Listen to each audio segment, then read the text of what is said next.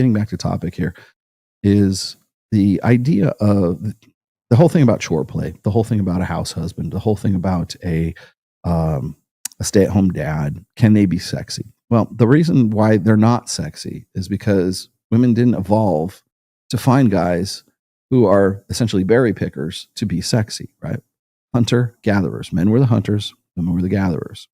Beta males were the ones who took care of the children. If you look in any primate society, from macaque monkeys to bonobos to chimpanzees to silverback gorillas, there are the alpha males and then there's the beta males. And the beta males trade services and goods for sex. It is essentially prostitution.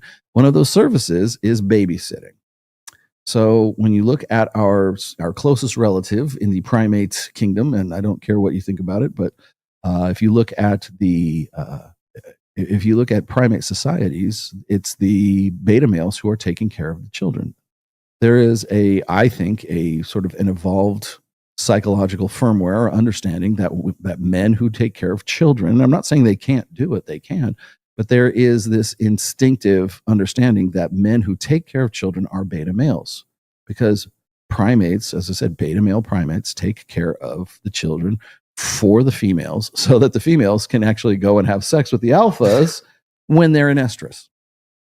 And that's what they trade it for. They trade sexual access when the female primate, the chimpanzee or whatever, is not in estrus, there's a much lower chance of reproduction. She will have sex with the beta male, but only because it's like sort of it's for services rendered. It's for, oh, you watched the kid while I was knocking it out with the alpha. Thanks for doing that.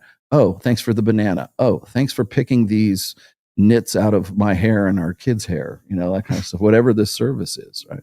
And I think that there's an instinctive understanding, even amongst human females, that the men who take care of kids are the betas. And then I also got to point this out, is if that's the case, one of the things that gets me is when I talk to Richard Reeves seems to think that it's all about social conditioning. Like the only reason we think that like men who take care of kids or like change diapers or are how quote unquote, stay at home dads or house husbands, like how many guys set out to be a house husband? How many guys say, what my greatest ambition in life is? What's that? It's to be a stay-at-home dad and be with my kids all the time, right? Very few. Mostly because I think men on some level of consciousness understand that they have a burden of performance. And so if a man seems like he is a sort of a resource drag on a woman who is now expected to pull his weight and the baby's weight, she's the one who has to provide security for the whole family, including the guy who on some level resents the fact that he's not pulling his own weight as far as the finances are concerned. And I know that sounds like really kind of mercenary, but it's true. Like one of the reasons why, here, I'll just bring this up. I have it right here. I love this. Whenever I did this again, I did another one of these tweets where it says, gentlemen, you don't owe women a better life, right? And that I did this in response to this guy, Joe Cassandra. He says, if your wife wants to be a stay at home with the kids, it's your job to make sure that happens no matter what. Put the video games and beer down and figure it out. I was making $42,000 a year, and we were broke when my wife asked to stay at home. If I did freelance gigs at night on the side, I lived on 5 hours of sleep so she could do it. Sad how many women want to stay home and their husbands won't let them. No, it's not that they won't let them. It's that nobody can afford it. To make it in the United States, you need 2 incomes and a side hustle. That's how you make it in the US. Sorry to say that, but that's how if you really want to, unless you're making a shit ton of money already there, Joe, that's how it works out. Sad that so many guys can't do that. Go fuck yourself. There's a lot of guys who can't do that. There's a lot of guys who are like, don't even make the 42 grand that you're making, that try to do that. So where do we go? Oh, so then I'm just saying, like, you don't owe a woman a better life. And then, then what about the mother of your child?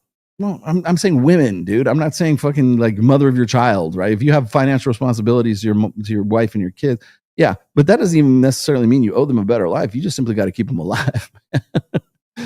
But that's actually not the one I was looking for. Here's the one I was looking for. Thought this was interesting. Here we go. Perfect timing.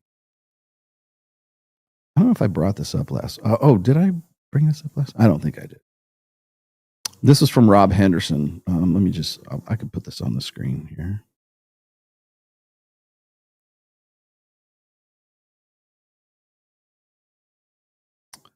I think that's it. Okay, here we go. Rob Henderson, this was from February 1st. Couples where the husband's total income was more than $38,000 per year, greater than his wife's income, were the least likely to divorce. Couples least likely to divorce were those where the husband had a much larger income than his wife. So you can see that. This is from the IF studies. This is from International Family Studies. I think that's what that's called, right? I can grab this. Oh, okay. Let's share this tab instead. There we go. Okay, so this is Family Studies. Husbands with a much higher incomes than their wives have a lower chance of divorce. What does that say about house husbands and stay-at-home dads?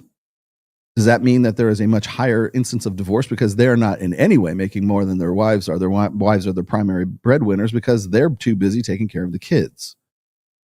Research in evolutionary psychology suggests that financial prospects are more of a priority for women than men when choosing a spouse. And that is the case around the fucking world. There is also evidence for the US that marriages are less stable when the wife out-earns the husband. Yes, that is the primary precursor, the precipitator of divorce in the United States, especially when the husband is unemployed or underemployed.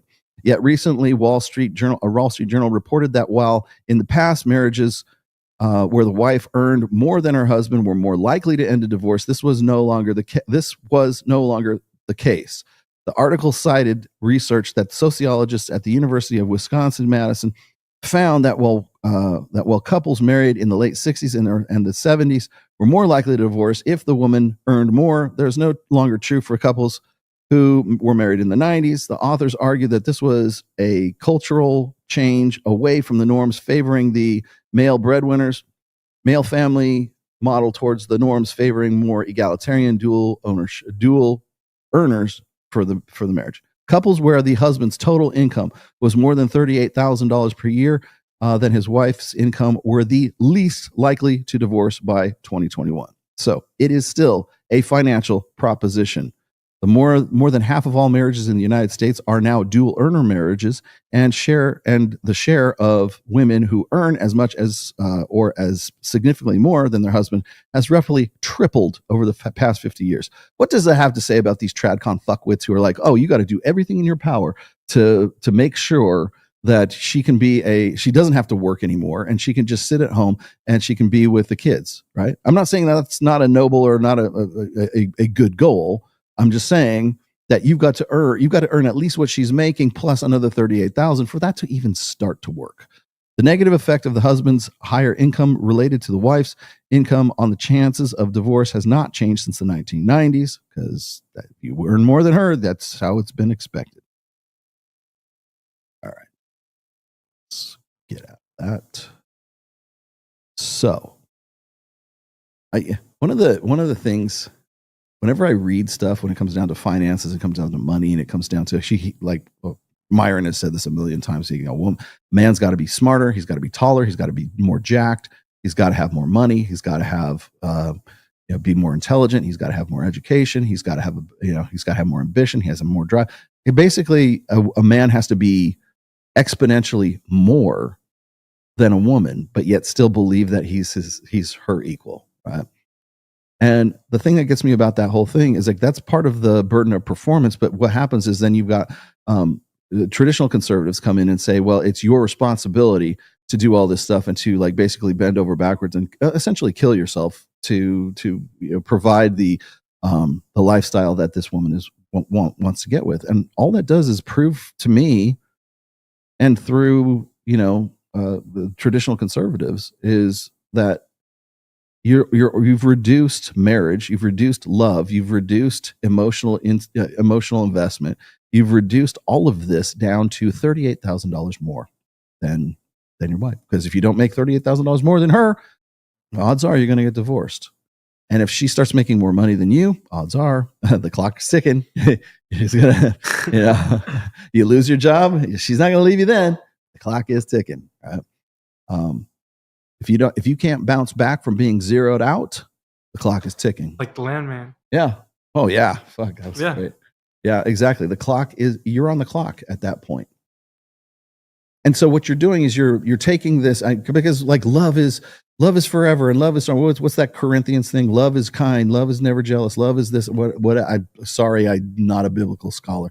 You got all of these really nice, flouncy, flowery, poetic prose about what love is and what love isn't. You know what love is? Love is $38,000 more. That's what love is.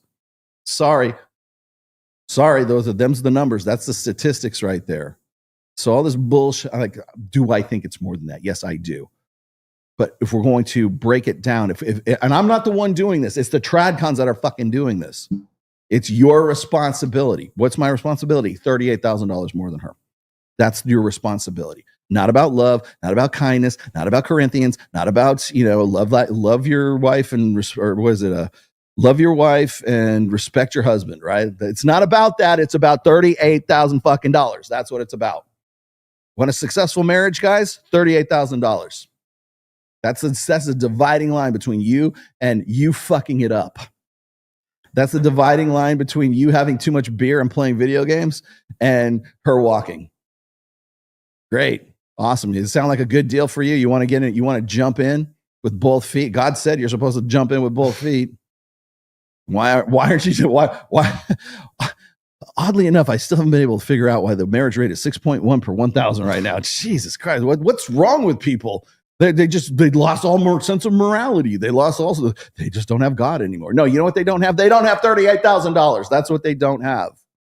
They don't have $38,000 that's insurance. That's marriage fucking insurance. Keep $38,000 in the bank account, guys, just in case. In case you in case you lose your job, you're like, hey, don't worry about it. I got 40 grand in a slush fund here. You know what it's called? It's called my anti-divorce slush fund. That's what it's about, because it's all about the money. Now, do I think that it is? No, I don't. But let me tell you something, man. It doesn't matter what I think, because it's your responsibility as a man to give up everything until you can get to the point where she can be on her own and do her own shit, and you stay home with the kids. Look, I retired my wife almost 5 years ago, coming up on 5 years. My wife has not had to do anything professional. I mean, she used to be a medical professional even, right? I'm happy to say that I can do that. But you know how long it took me to get to that point? It was only just 5 years ago, and I've been married for 28. So it took me 23 years to get to that point, right? So no video games, no fun for you, Mr. Tomasi. No beer, no drugs, no fun. Don't drink, don't smoke. And for 23 years. Are you ready? You ready to sign up for that? Right. Yeah. Tony Montana was right. Yes. First you get the money, then you get the power, then you get the girls. But first you get the money. Money comes first. You're not wrong, man. I'm glad you remember. You said that line without saying that line. Yes.